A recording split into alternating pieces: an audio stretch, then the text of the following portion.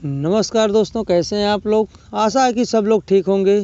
मैं रोज़ की तरह आज भी अकबर और बीरबल की कहानियों में से एक चुनिंदा कहानी लेकर आया हूं। अगर हमारे चैनल पे आप लोग नए हैं तो कृपया हमारे चैनल को लाइक और सब्सक्राइब जरूर कर लें, साथ ही साथ बेल आइकन का भी बटन दबाना ना भूलें। आइए अकबर और बीरबल की कहानियों में से एक बहुत ही रोचक कहानी है, लोहा और पारस का स्पर्श। शायद आप जानते होंगे कि पारस के स्पर्श से लोहा भी सोना हो जाता है। बस इसी पे कहानी है, लोहा और पारस का स्पर्श। अकबर बीरबल की शिक्षाप्रद कहानी है। इस कहानी से हमें पता चलता है बादशाह अकबर भी मीठी बोली के अधीन हो जाते थे और मीठा बोलना जगत में सबसे बड़ी ताकत है। एक दिन संध्या के समय बादशाह अकबर बीरबल को साथ ले घुड़सवारी द्वारा हवा खाने के लिए महल से बाहर निकलते हैं। वे आपस में वार्तालाप करते हुए मध्य बाजार में जा पहुंचते हैं और सोचते हैं मन ही मन कि कहीं रुक कर कोई प्रयोजन खरीदा जाए।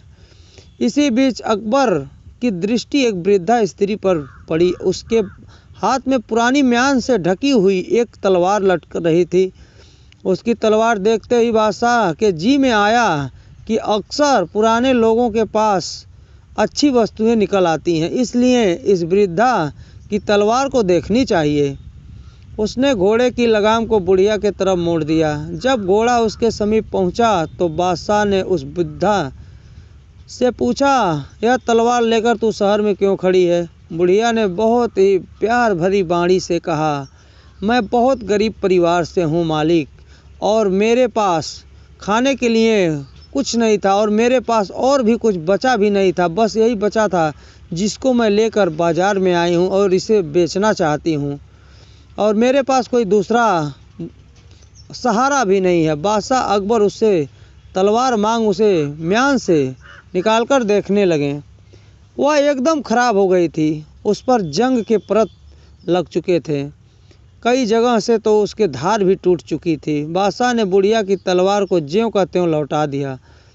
वह उसको हाथ में लेकर बड़े गौर से देखने लगी। ऐसा मालूम होता था कि मानो कि उसकी तलवार बदल गई हो।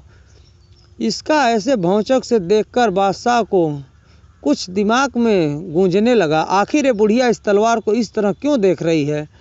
तुरंत उन्होंने सवाल किया, तेरी तलवार बदल तो नहीं गई।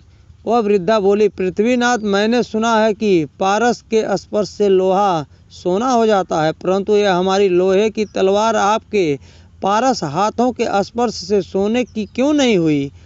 बस मैं यही देखना चाहती थी। बादशाह अकबर वृद्धा के इस उत्तर से गदगद हो गए और उसको तलवार के बराबर सोना देने के लिए ऐलान कर दिया। अभी तक खड़े खड़े इनकी बातें सुन रहा था बीरबल। बुढ़िया की बुद्धिमत्ता भरी बातें सुना और बादशाह की उदारता देखकर बड़े प्रसन्न हुए बीरबल, और उन दोनों ने फिर घोड़े की सवारी की और घोड़े पे बैठकर राज दरबार की तरफ निकल गए।